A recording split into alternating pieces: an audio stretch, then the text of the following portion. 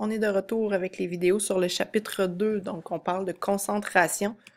On est aux pages 69-70 dans votre cahier. Donc une concentration, si on regarde l'image qui est tout juste à votre droite, vous voyez directement que ces trois éprouvettes-là n'ont pas la même concentration. C'est-à-dire que clairement, on n'a pas mis la même quantité de poudre bleue à l'intérieur de chacune des éprouvettes.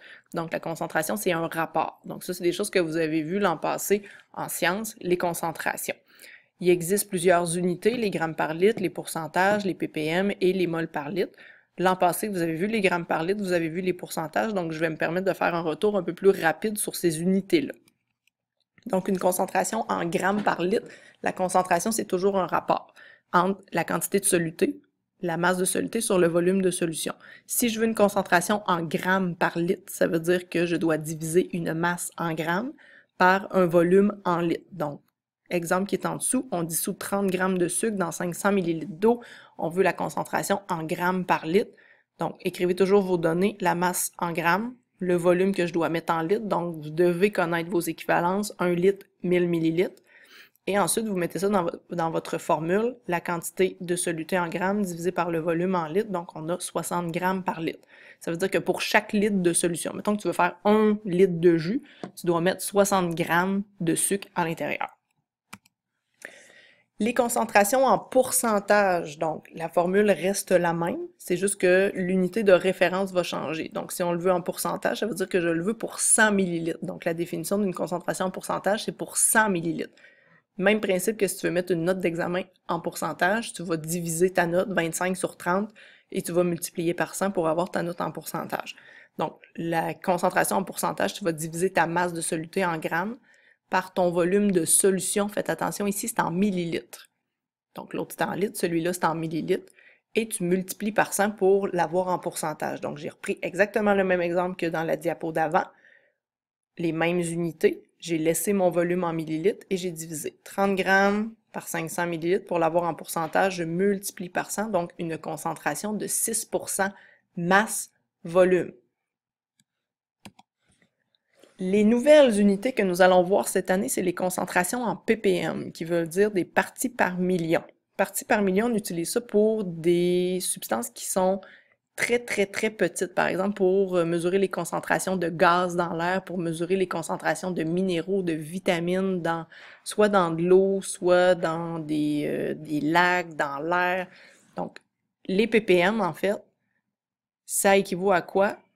Vous avez deux possibilités. 1 ppm, ça équivaut à 1 mg de soluté pour 1 litre de solution. Donc, quand on divise des milligrammes par des litres, ça donne des ppm.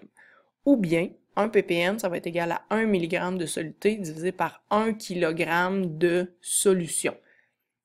Ça veut dire quoi? 5 ppm de CO2 dans l'air. Ça veut dire qu'il y a 5 mg de CO2 pour 1 kg d'air ambiant. Parce que malgré que de l'air, c'est très léger, ben ça existe quand même d'avoir 5 kg d'air. Ça pèse quelque chose de l'air quand même.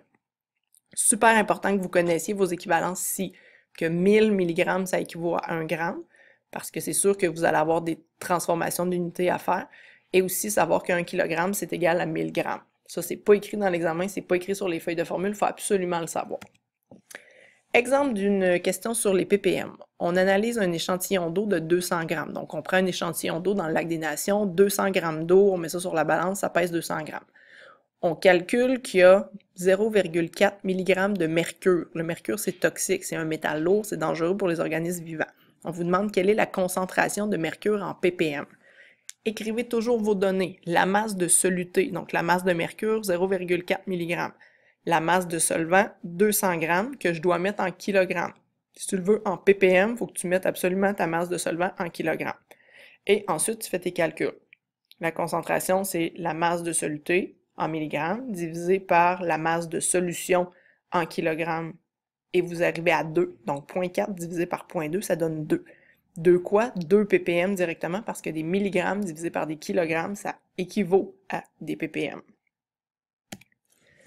Dernière unité qu'on utilise dans la concentration, c'est les moles par litre. Donc, les moles par litre, c'est très pratique pour préparer différentes solutions. Donc, on va mesurer nos quantités de produits chimiques en moles.